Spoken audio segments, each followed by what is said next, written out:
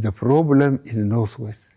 The same people, same culture, killing each other, stealing each other's cattle, burning their villages. As I said, we are going to treat them in the language they will understand. We have given the police and the military power to be ruthless.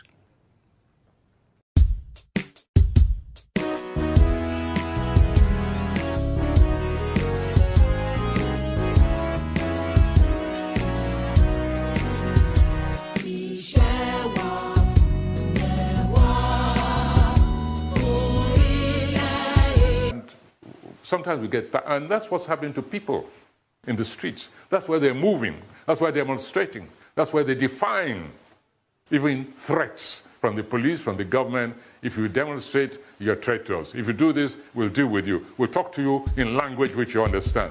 It doesn't wash with anybody any longer. Because if the nation is on a suicide slide, the people who feel that they do not deserve that kind of suicidal plunge, they have a right to say, sorry.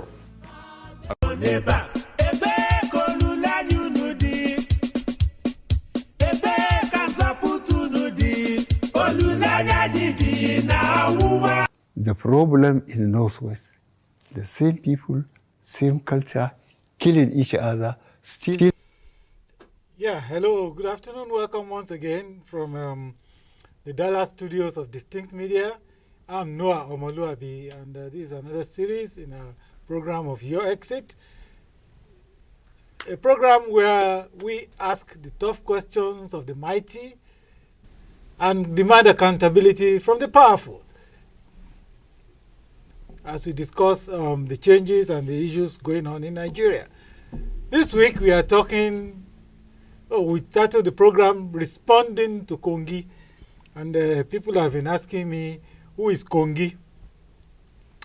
Kongi is the man who wrote, that famous quote, "The man dies in all who keeps silent in the face of tyranny." And this same man has been accused of being silent, including cowardice in the recent time, in the face of the ongoing carnage in Nigeria. Then he spoke. He says, "I'm impressed." And I'm going to ask somebody in a minute, how does that make them feel when somebody like WOLE SOYINKA says, "I'm impressed." My guest this afternoon is no less than Mr. Stephen Inada.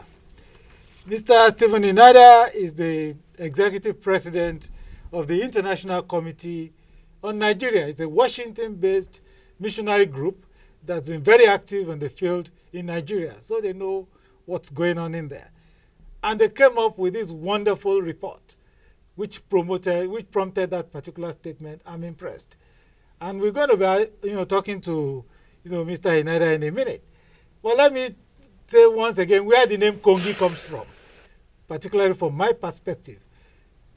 Professor WOLE SOYINKA is a father figure to me. He's in fact the father of one of my classmates, one of my friends.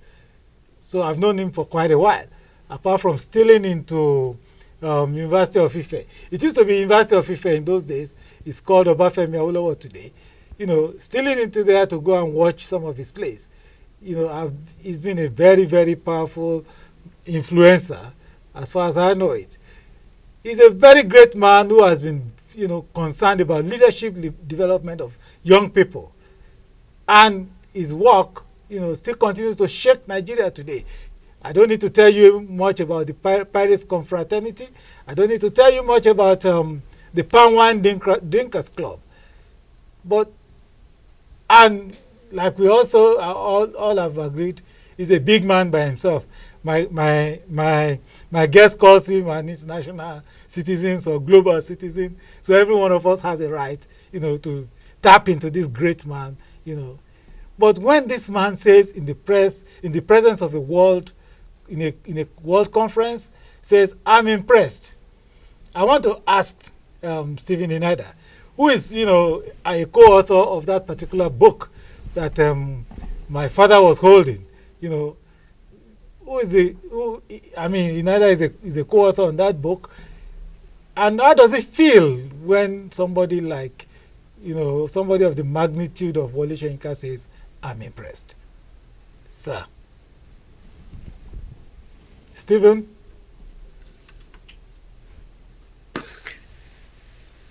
I'm not hearing you. I'm not hearing. Okay, we can hear you. Okay, now I can hear you now, sir. Yeah, well, I was just introducing Wole Soyinka, and I'm, asking how do you feel when somebody of the caliber of Wole Soyinka holds that book, Nigeria's Silent Slaughter, and says, I'm impressed? How does it make you feel as a person? Well, the stature, the person of Professor Wole Soyinka, that everybody will talk of him, or even globally.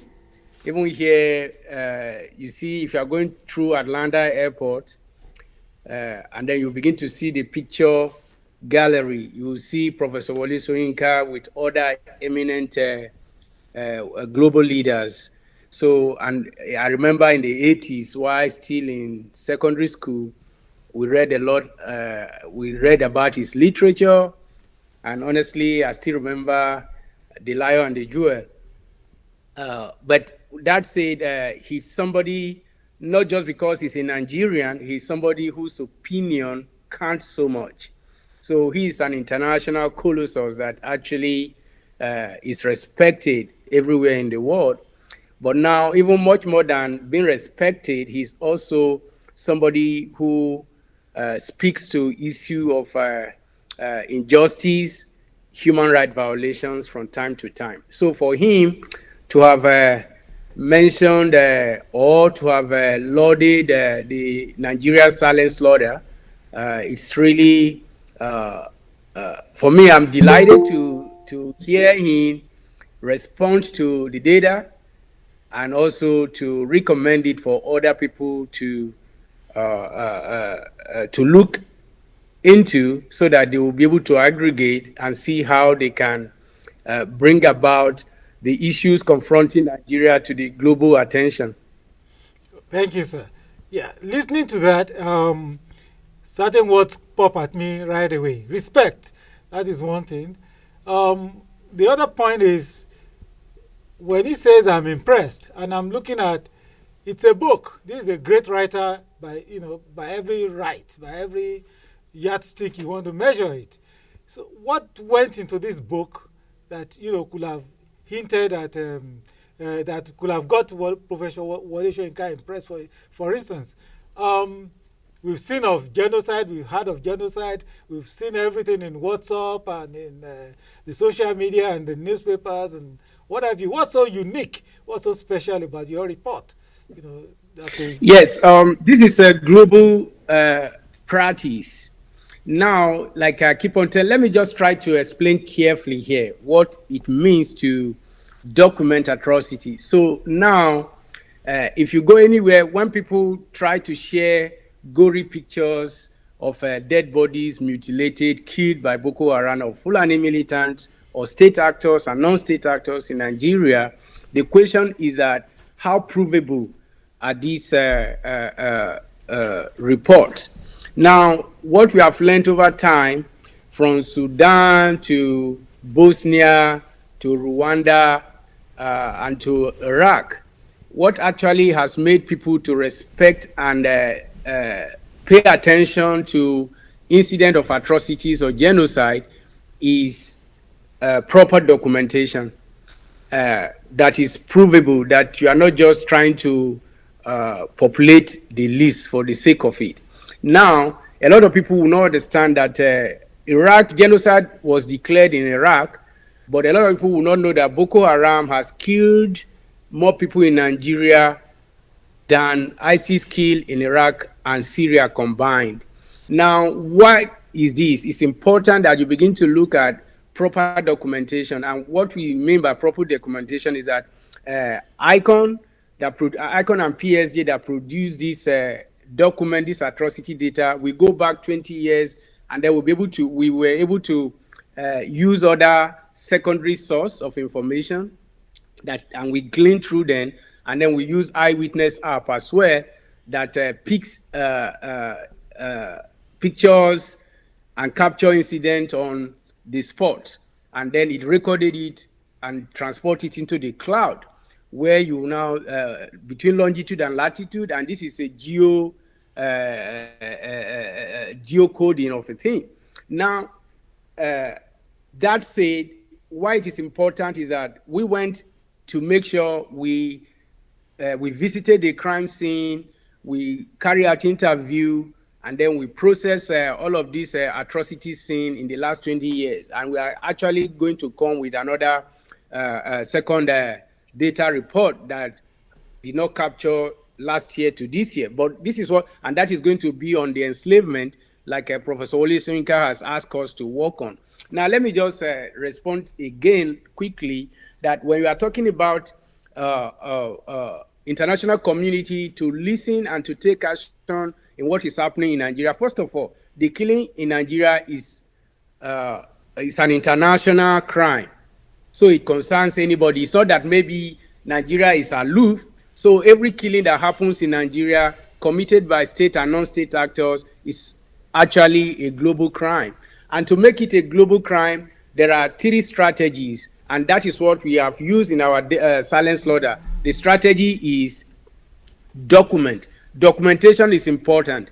Before you approach International Criminal Court in The Hague, the first question is, do you have any documentation of atrocity? And now the question is that it's not just banding any documentation, it is carefully collected documentation of this atrocity and genocidal activities that have claimed lives. So you document, and not just documenting, because documentation helps in prosecution, documentation helps in post-conflict stabilization, documentation even helps in government policy or international policy when it comes to crime. Then you go to declaration.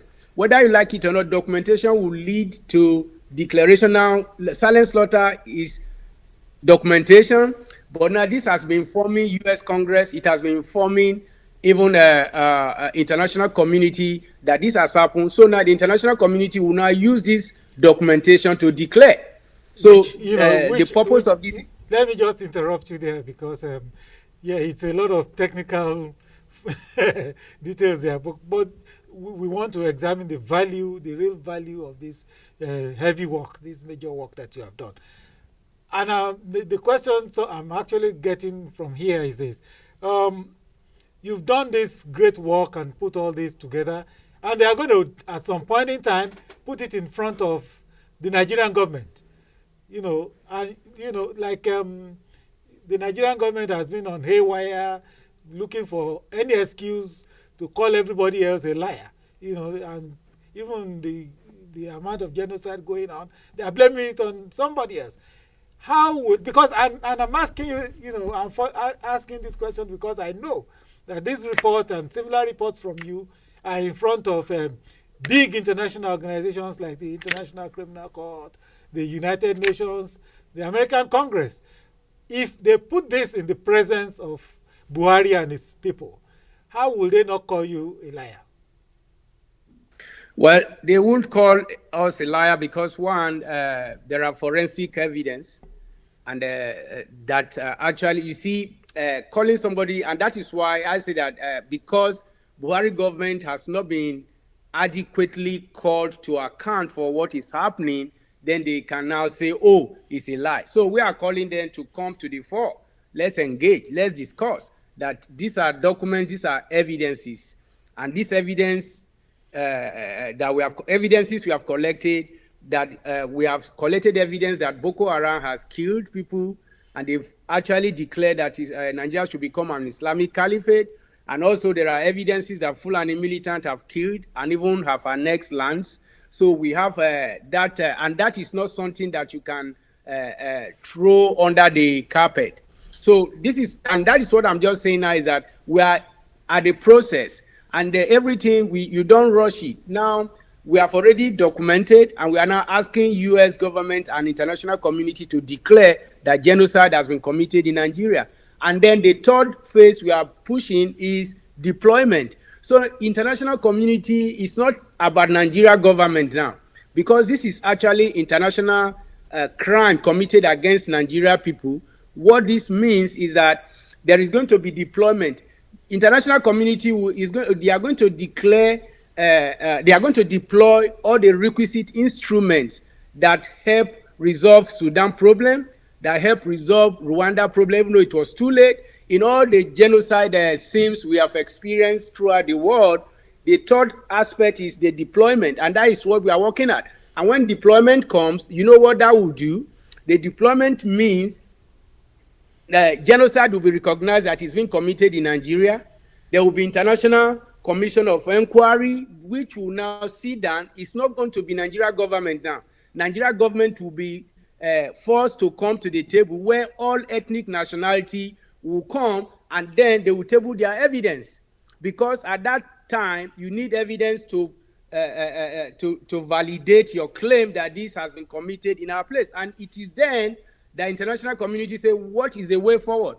It is then that either regional government, either referendum for people to go their separate ways. So this is actually how it works, and that is what we are doing, and we are not losing sight, because documentation is evidence that you are trying to gather, and evidence that will help prosecute the perpetrator. So Nigeria government can be lying, but time is coming shortly where they don't have any place to hide, but to answer to those atrocities, or why they allow Nigerians to be killed in their thousands. Okay, thank you, sir. Congratulations once again for this wonderful work and the book. But I want to ask you, what would you expect Nigerians to be doing right now, particularly as the Nigerian government is rushing, determined to hold its own elections and appoint new people, elect new people, as it were, into government? What should Nigerians be doing right now? What will you advise? Thank you. The truth of the matter is that Nigeria government is, for what it is now, is a rogue government. But that said, it's still operating what we can call quasi-democracy. And that is like what I can even call autocratic government. And in any autocratic regime, the masses must be very careful, because Buhari is notorious for clamping down on even civil society organizations trying to bring awareness or shine light to what is happening in Nigeria. So now, what I would advise Nigerians is that, one, you don't confront an autocratic government if you don't have international community monitoring the event. All you need to do as a Nigerian now is, for you, documentation, and we begin to align, join voices to say this is happening, and push it to the appropriate quarter, to international organs. United Nations and its ancillary bodies are one. Then you begin to look who are the friends of Nigeria, because a lot of business interest is involved also. So you begin to look at those who highlight. So now, what Nigerians should be able to do now is, as documentation is going on, then it is forming coalition with other international bodies to actually shine that light, and that comes to media, like what you are doing now. Media to sensitize people, media to engage people, and to push seriously. Because when you are now saying 2023 should not hold, what you are telling international community is that you are trying to destroy democracy. Because first of all, you have not validly proved to the international community yet that this is the reason why election must not hold. And that is the reason why we are pushing to make sure declaration happens quickly and deployment happen quickly. When those two things happen, I tell you, election might not hold. But for what people are just saying, oh, 2023 is a wish. So Nigeria government doesn't respond to wish. Over time, a dictatorial government responds to coercion by international community, who will say this is the right thing to do. You are party to Rome Statute, international convention, and all the protocol, you have to observe it. And they will bring Nigeria government on her knees to dialogue and try to look for a solution to this problem, which Nigeria government has caused, not Nigerians caused it. Nigeria government is unable to protect our people, and that is why we have to move fast to make sure we rally nations like US, UK. A lot of people are talking that US has a lot of problems. Every nation has a lot of problems, but US still has a lot of influence And I tell you, nobody should be deceived with what is happening in Afghanistan. Nigeria is second Afghanistan. So that is why it's reasonable, and it is now that we should begin to tell Nigerians, say they shouldn't rest on their oars, collect information, document it, and then rally around just one common cause. And that common cause will bring about declaration that atrocity, genocide has been committed in Nigeria, and that will push for deployment. Thank you, sir. Supposing, well, two questions in one, actually. If somebody were to be interested in your work, want to join you or contribute one way or another, how can they find you? My second question, yes, if they wanted a copy or access to this book, how do they get it? Yeah, if you go to iconhelp.org, you can you just click, then you just see engage and resources. You just see e-copy of the 310-page document. They're free to download. You can have it, and then if you we are out of physical copies now, because when it was published summer last year, and over thousands have been distributed. So we tell people to go to our website, iconhelp.org, and on that website they'll be able to access the digital copy, and that they can find every information, what Professor Wole Soyinka spoke to, and those areas he read when it comes to legal brief, genocide in Nigeria. And that is why Professor Wole Soyinka is just saying this is the right document to initiate international conversation in what is happening in Nigeria, because anywhere you go, I mustn't lie to you, either in the ICC, either in the UK Parliament, either in the US Congress, either in the EU Parliament, what they ask is document, document, document. And now when the Nigeria government was trying to say, oh, it never happened, now it happened, and we've had our documentation that has proved that genocide and genocidal activities are still ongoing in Nigeria. And time is coming, time of reckoning is near. Time that Nigeria government will account is very, very near. Okay, thank you, sir. Thank you for your time. I know you're busy. You got to move on to something else right now. Thank you so much. We appreciate you. Thank you. Bye-bye. Thank you. My pleasure. Yeah. Bye.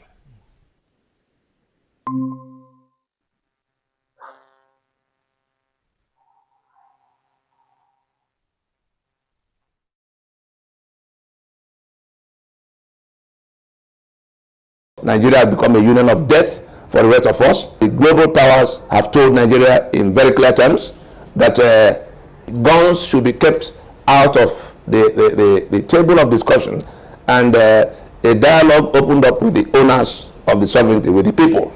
Time is now to go discuss with the owners of the sovereignty that is now called Nigeria, and to work out constitutions that will work.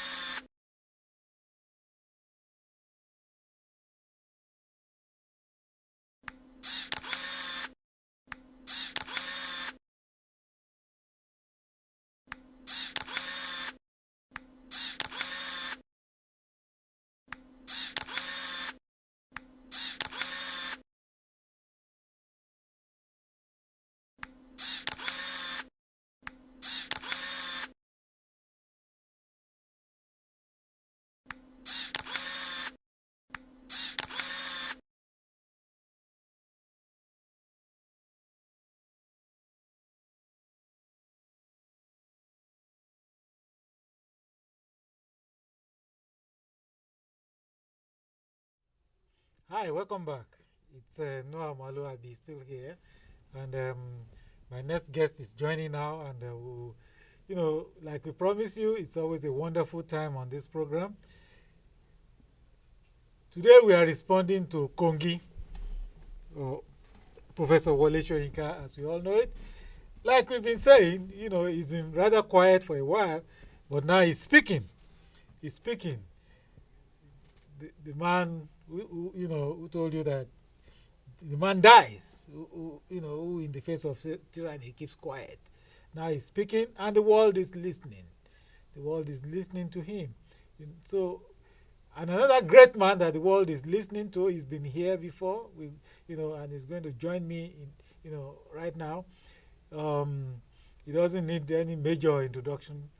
He's a Prophet Ayodele Ologunloluwa. I'm going to just, he's a big man on his own right. And I'm going to give him another name that will shock him today, whether he likes it or not. Because that's what I call him to people. I call him our diaspora Igboho. He's doing exactly what Chief Sunday Igboho was doing, or let's say what Chief Sunday Igboho started off. And I think they started it off together. This man has been pulling people, pulling ranks, pulling everything from everywhere to make sure that this self-determination agenda is not killed. The awareness keeps on rising among people, Nigerians generally, and Yoruba people particularly. Like I described in the last time, whether it's a religious front or in the general public, in any organization, you mention him, he is there. He is known and is there making it happen. Working hard as the chairman of the mega rally, the 1 million man march, is Prophet Ayodele Ologunloluwa. Let him say hi before we hit off on the program. Thank you so much, sir. The Lord bless you. My grace to everybody in the house. The Lord will bless you for today. Thank you, sir. Yeah, the first question to you, sir, is this. We know you've been doing great and mighty things, trying to get this thing, the campaign moving. And we have a big one coming up. The 1 million man march. And to be honest with you, when I was preparing for this program, somebody called me and asked me, is New York not congested enough? You want to add another 1 million men into that space? How do you want to do it? Where are you going to keep them? You want to kill the police or what? What are you trying to do? Sir, can you answer the question? Yeah, thank you so much, sir. Firstly, I first of all thank God. All glories to God. And big kudos to you, sir, for the great job you have been doing and for the way that God has been using you. I pray that the Lord will grant you more wisdom, knowledge, and understanding, and more grace to your elbow. You will live long, and the Lord will preserve you for all the evils. Amen. For the question is not that so much. When we talk about the New York, we know that New York is a big city. We know that. And for people coming down for the 1 million mega rally march, we should know that it's not all the people that reside in the New York that is coming out for the rally. So because of they don't know how to help the situation, we are coming to assist them. You understand? We are coming to assist them in order to promote the rally. So no matter the numbers they have on the table already, we are just coming to join them and to help them for the rally. So that's just it. So no matter how people that is coming, it will contain every one of us. It's not going to be congested. We are ready very well. We are there. Amen. Thank you, sir. Okay. Yes, so sir. the second question goes this way. Now, 1 million people, even 1,000 people in one spot is not a small crowd. That's Yes, going to get CNN and the entire world concerned. Whoever is inside that United Nations building must know that some people are outside. Something is happening outside there. Question then is, what are you going to be, how are you going to get your message across? What's going to be, what are the banners going to read? I ask this question because the thing, for instance, Professor Banji Akintoye will be discussing inside the hall, needs to match the noise that is going on outside. what U.S. congressmen, to be honest, I was actually at a meeting with some U.S. congressmen, and they were asking us, what do you really want? You know, what do you really want? So, and that's where the concern, you know, gets out. What will your banners, because I know that's something that's within your power, what will the banners be reading, apart from Yoruba Nation now? Yeah, thank you so much, sir. Two questions comes out from me. That's your question, Yes, if sir. I may get it right. Number one, uh, what do we really want? You understand? That's the number one. And what the banner will read out, the message. Number one is that the banners will send the message. Is going to read the message out. It's not going to base on the Yoruba nation alone or rallies alone. The banners will show a lot of atrocity. When you are saying that something is happening, there must be an evidence to prove that this is what I'm talking about. On the banner, it will show that these are the people, you know, people that are coming there. It's not that they will just come and be reading it on the street, but when we show the banners and it shows most of the atrocities that have been happened. And then when you get home, like, you know, everywhere will be covered by the camera. Sometimes when you get home, you can have your time to now check it all what happened at that event. Then you can still get most of the messages through the banners or through the poster, through the postcard, and all those things that we're going to display them on that day. So if you give them the avenue to read, you know, they might not move closer to us, but through the banners, we are sending the message across to them already. That is number one. Then number two, but when Baba will be inside, and when we are outside, also rallying in outside, we are even calling it a protest as well too.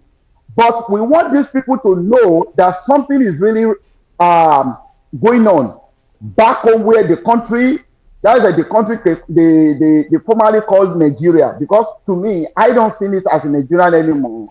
You understand? So I call it as a zoo, as a location 419, because it's not in Nigerians anymore. Nigeria has expired in 2013. So that is, yes, according to amalgamation 1914. So it shows that 100 years and 100 years has expired already. So it's no more the country anymore.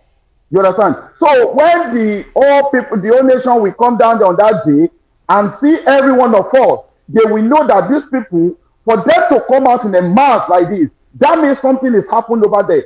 And compared to the news and the information that this woman, Deputy United Nations inside there, I forgot her name, due to the information that she's giving them, the impression that she's giving them that nothing is happening in Nigeria, nothing is going on there, or what is happening there is just a minor issue or all this. But when they see about 1 million mass protests on that day, they will question her. But you said there's nothing going on in that country. Why these people come out like this? That means definitely something must be happening there. Something is wrong somewhere. So you need to explain to us. And that coming out on that day is a message to all the world for them to know and for them to see us that, oh, definitely these people, they are not okay. There must something happen with these people. What these people want, then the question will come out. What do you want? What we want is referendum. We want our freedom of our people. We want the Yoruba nation to be what? To be raised up and to be raised the flag up. And we don't want to be the part of them anymore. We are enabled, we are okay to stand on our own and to patronize everything that we want by ourselves. We are no more part of that country called the Nigerians anymore. We are Yoruba nation. What we want is Yoruba nation. So, however they are going to conduct it is left for them to know the rule and the regulation and the procedure that are going to apply for it, for us to get it on that for what we demand for. So that's what is going to happen on that aspect, sir. So what we want, our answer to them, that what does these people want is, we want Yoruba nation. How do you want it? Through the referendum. Anyhow they want to declare it, we are ready for it. Thank you, sir. Yeah, thank you. I have a question here. It says, those of us who are, thinking of traveling to Nigeria, for the meeting, where do you have any logistics, any arrangement for where to stay, anything, any plans for them? Yes, sir. Yeah, we have a lot of logistics on the ground already. It depends on where you're coming from. For those that are coming from outside the country, like maybe people that come from another country, we are in the computer age now. There's nothing big in there. We are not, because we don't know the numbers of people coming, so we cannot bargain or arrange for accommodation ourselves. But whoever that is coming, we know that this is where you are coming to, and it's very easy for you to locate any hotel that's very close. Though we do share some hotels, we have some hotels that we arrange with them. We make arrangement with the hotels before, but now all the hotel is full already. Now most of the hotel that's very close to the event venue is full already. But whichever way, a lot of people can just go to the website, go to the Google and get the hotel that's very close, and they can book their accommodation by themselves. So it's very easy. It's not that so difficult at all. So that is not so difficult. So they can get the accommodation by themselves. And for people that are living in nearby, also as well, they can do that as well. So there's nothing much about that to get the accommodation. You know, we have two rallies, one in New York and one in Washington, D.C. Thank you, sir. So I was just going to come to that question. But let us go back to the question of logistics again. If somebody wanted to see, maybe, somebody's living close by, maybe I can share with them, is there any way they can communicate, between each other, anything going on, anywhere they can find information? Yes, they can get information through us. That's why we call on everybody to attend the meeting that we normally hold every Saturday. Like today, now we're gonna have a meeting like at 7:30 today in the Eastern time, and that's going to be 6:30. 7:30 in Eastern time, 6:30 in the Central Times America. And that's why whoever that need accommodation or anything or any information, that is why this flyers is provided on the social media, that whoever that come across it, you can contact the number there. We have a different numbers there. You can reach to any one of us. Any question you need, any assistance you need, you can reach us. Then we can provide it for you. So no matter how it may be, everybody is there. We have a section by sections. We have section that in the case of the accommodation. We have the section for transportation. We have section for communication. We have all the sections. We have it there. So we now direct you to the section that will handle what you ask for. Thank you, sir. Thank you. Yeah. The other question is, you know that the Nigerian government is just, like when we were going to name this program, we were, challenged whether to call it a husband has gone mad again. It's like the Nigerian government is lashing out at anything and everybody. Like a snake that you don't cut his head completely. He starts swinging around and trying to hit anybody that he can, hurt.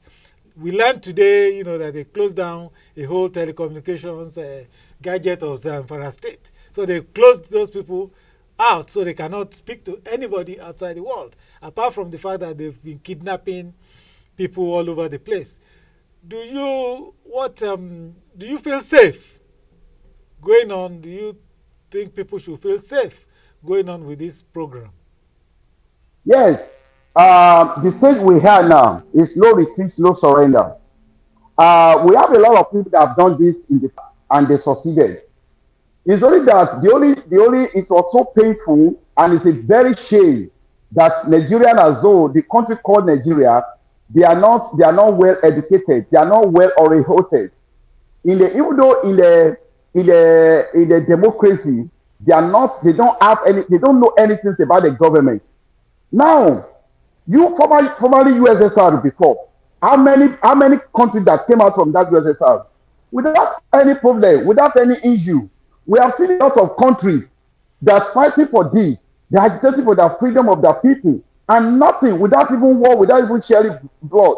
Now you people, because of our self-interest, and now people have wise and everybody eyes has open now. We say we want to go. Now, if you know that you don't want people to go, the only thing they will have done is this: instead of them to sit down to reason why these people say they want to go. Not only Yoruba alone that is going out of that country, Ijaw is going, Middle Belt is going, Niger Delta is going, Biafra is going. See, this is a very serious issue that they should sit down, and even though outside itself they are also going. You understand? So it means that nobody is pleased with the administration. When Jonathan was there, all these things did not happen like this. It is not, because things are still manageable that time. Everybody are still using to the system and still managing themselves and getting themselves a little thing to do. But now it's gone beyond the control of everybody could bear again. It's unbearable anymore. So that is why everybody is coming out. So now, and according to our great father, Awolowo, as he said that time, he said, when it is time, the youth will fight for themselves. And now we are fighting for ourselves now. For us to get the liberation, for us to get ourselves out of our freedom. Now that is what is going on right now. And no retreat, no surrender. Yoruba adage used to say, mi ò lè wá kú, ò lè wá joyè lé bàbá ẹ̀. So mi ò lè wá kú kan, kò lè jẹ oyè lé bàbá ẹ̀. So that means if you say you are not ready to die, so that means you cannot attain the title, the chief title of the family. So that means you must face it.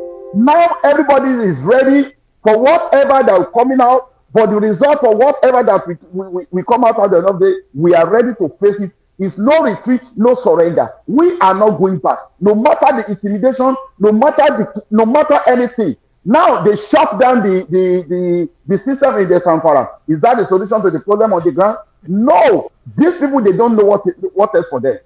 Yes. They don't even know what else. So all what they are doing in order to keep everybody short, the stage are beyond that.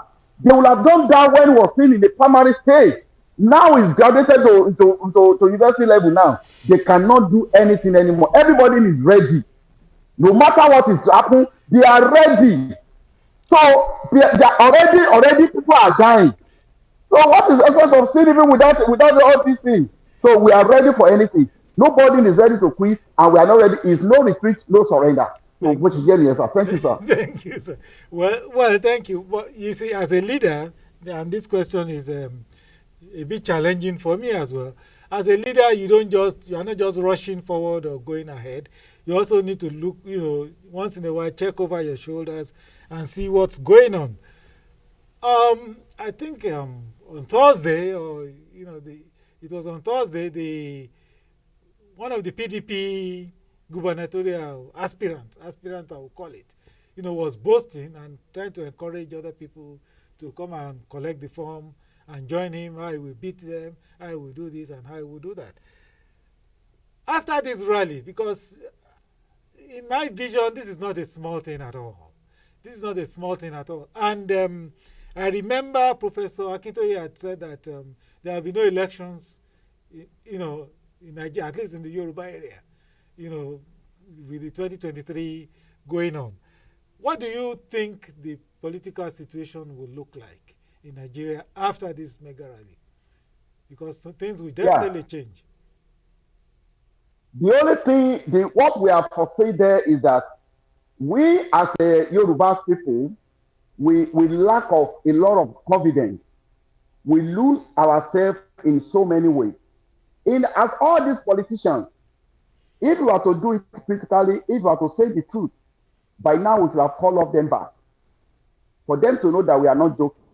All of them, that they refuse to out of that place, that they refuse to join us, that they refuse to follow the heart of the people, and they defend the people that send them the message to go and represent them in the House of Assembly, or the National Assembly, and the House of Representatives. But now we will be working on how to call them back. Now, in 2023, I'm 100% sure, by His grace, by God's grace, if God leaves us, there won't be election in 2023. There won't be anywhere called Nigeria before 2023. We are saying it that because of all these things that is on the table now, if God permitted us and God granted us a long life, we are going to get Yoruba nation before that time. If the people that are still remaining as Nigerians, they want to conduct anything called election, that is their own cup of tea. It's not belong to us. It's not applicable to us anymore. We want Yoruba nation, and we are not going to be the part of them in 2023. The reason why is that, like I said earlier, we are not Nigerian. And according to the law, according to constitution, the Nigerian government did not have any say on us. It's a slap on our face for Nigerian government to be giving us an order, sending the police to attack any one of us, while we are not under them. It's just like you now, as a man of the house, I don't live in your house. I'm not belong to your house, but I came to your house to be slapping you in your house and getting you arrested in your house. Does that make sense? It doesn't make sense. We are not Nigerian. So all what the federal government of a so-called Nigerian 419 people they are doing it out of law. They are taking it up by the hand. It's because of it's a country that did not respect the constitution and the law. And that is why the United Nations, the world entirely, to come into this matter. And they did not help the situation at all. When we are out of this country, they will have summoned them that you people, you don't have rights on these people anymore, including Biafra, all the people that wanted to go. They don't have all the self-determinations. They don't have rights on any one of us anymore. Because according to the constitution, we are no more under them anymore. Yoruba nation is not under Nigerian anymore. Nigeria is a country on its own. We are self-determined. We are not that entirely burdened as well. We are not part of them. So if they want to conduct election in 2023, is anybody that want to join them for that election, that is their own palative cup of tea. It's not applicable to us. So no retreat and no surrender. In 2023, no election. And we pray before that time, we have our own flag already. And if you remember, sir, we have registered as UNPO. And under the constitution of UNPO, we are not belong under country anymore. That is the law. That's what the law says. We are not under them anymore. So by now, we should build on ourselves and ruling under ourselves and make all things done by ourselves, not by them by giving us ruling or doing this or doing that. Like the way they burst into the house of the so they go last time. It's against the law. Under the constitution is against the law. Thank you, sir. So that is just it. Thank you so much, sir. Yeah, because of our time, I still want us to talk about New York and Washington. What are the differences? Okay, in a New York rally is a comprised of all the is for the United Nations Congress for all the nations that is coming down to New York that time. We want them to see us that no, we are ready, and these are the people that genocide is happening in our country, and we want our freedom for them to know and to identify us and to recognize us that these people, they are here for something important. All the president will be there. The world will see us. That is for the United Nations, and being our leader will be there to give a room avenue to speak on that day. So when Baba will be speaking inside, we will be outside shouting. They will know that something is really going on. These people, they mean the business. So that is for New York. And for the Washington, there's a lot of logistics that want to apply in the New York, but because of the security reasons and because of other things that we might not be able to have at that time, we really need the concept. We really want to get the attention of the government, both American and all over entire the world. We know that October I initiated October 1 last year, and we know that since then, we have been working on October. So October 1st is going to be the rally all over the global. Now, in the Washington, D.C., we have 3 days in Washington, D.C., which is a Thursday, Friday, and Saturday. Friday, September 30th, October 1, and October 2. In the September 30th, that is a Thursday, we are going to station at the British Embassy. We want them to know that we want them to take care of the problem that they have caused. They caused all these problems. They put us in all these problems. They merged us together. Are you telling me that British does not know what is going on in Nigeria today? But they kept quiet. They silent. They did not say anything about it because of what they are derived from them. So we want to go and stop them and let them know that we are ready for this business. We meet them seriously this time around. So we'll be at the British Embassy on Thursday, and on Friday we'll be marching. We are going to meet the senators. That's American senators. In this, they call it the Capitol Hill. We'll be at the Capitol Hill on Friday morning. We'll be there with all the senators. We are there with them. We are going to. They will come out to address us. We are going to tell them what we want. We are going to let them know what is really going on. So if they did not hear us very well in the New York, they will not hear us now. Yes. So if we try from the top and we see that it doesn't work, then we start from the root. It's just like you want to cut a tree. If you cutting the branches and you discover that it's still growing up, then you go to the root and uproot it from the foundation. Then you will know that you get a very good result. So we need to go and see all the senators and talk to them, get them all the information that we know that is very important. If that woman is talking that nothing is going on in Nigeria, then let's come and sit down and prove it that nothing is going on again. So on that Friday, we'll be in the capital with the senators. Then we come back again. From there, we march back to the White House. That's in front of the Joe Biden's house. We are going to station there. See Joe Biden, let him know that our Lord has said, we are here.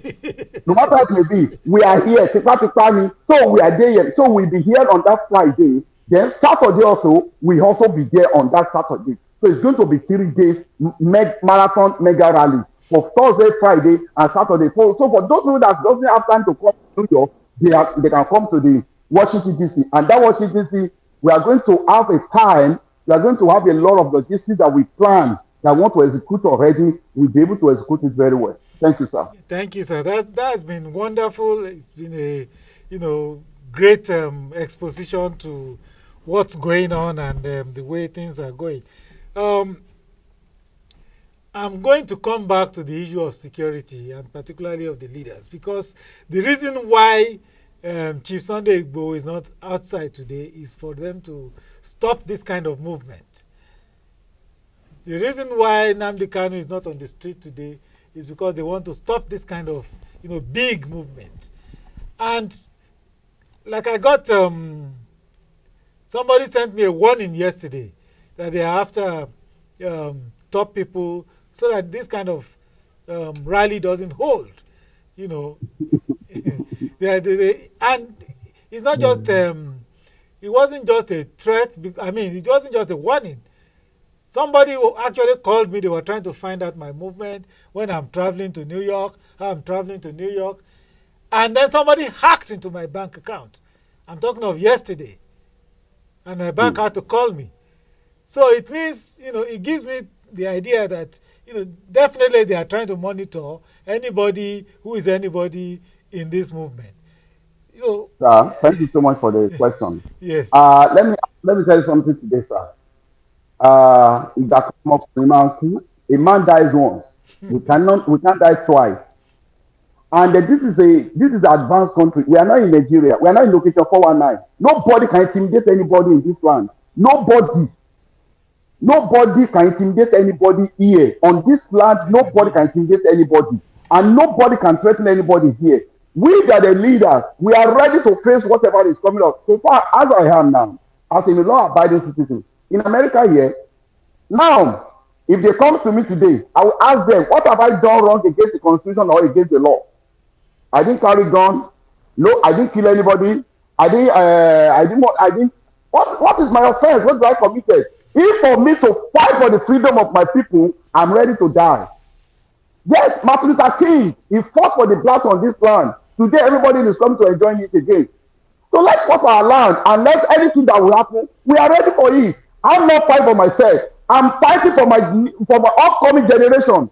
Like the Chieftain used to say, he said, I'm not doing all these things to become a governor or to become a president of the Yoruba nation. No. Only what I want my name to be in record for life, as you are mentioning Babawolowo today.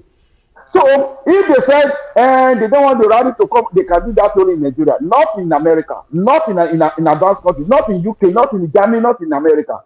Nobody can try that here. We have laws here, and they respect the laws in advanced country, not like Nigeria that they don't have laws there, they don't abide in law, they don't respect law, they don't have anything called law.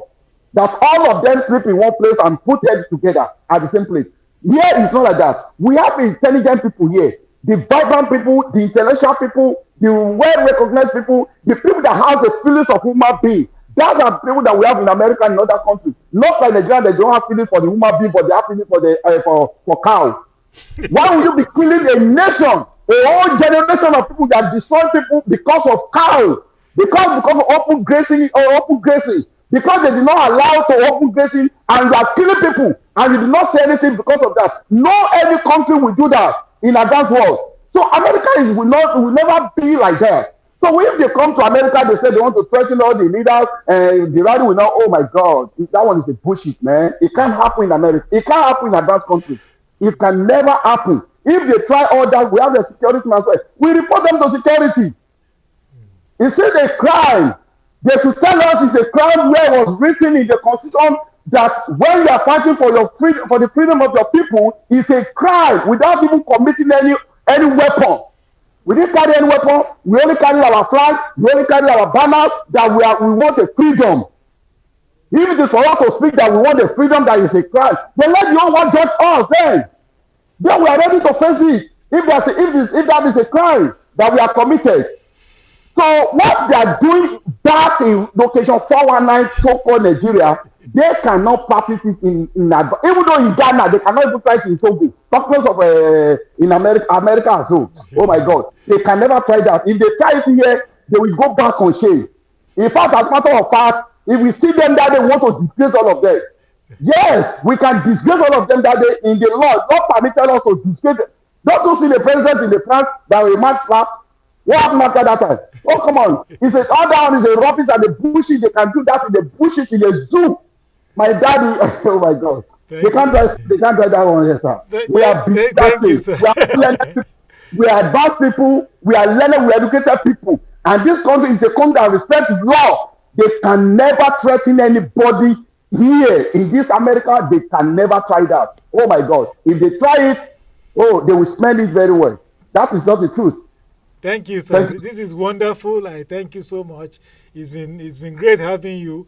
I look forward to the rally. I mean, I know the whole situation, the whole campaign changes after that rally. Everything changes, and we cannot. I mean, you will always be.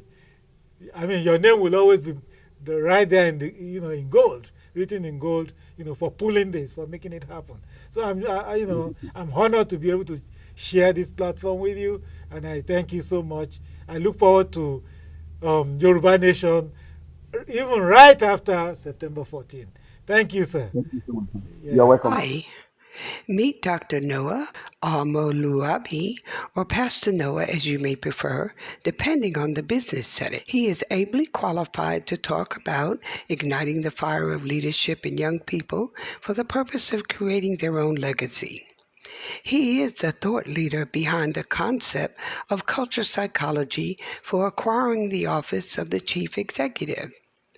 No professor teaches anyone how to make friends. As your new hire walks out of the college gate into the corporate space, the innate forces are ignited for an ambitious career based on cultured leadership skills and a sound understanding of how to build profitable workplace networks. He may be engaged with chief executives, trying to convince them about necessary changes to be included in their leadership programs. He coaches senior executives, holds small group seminars and webinars, as well as facilitate large workshops. Noah is schooled in organizational management. His international exposure in many roles gave him the opportunity to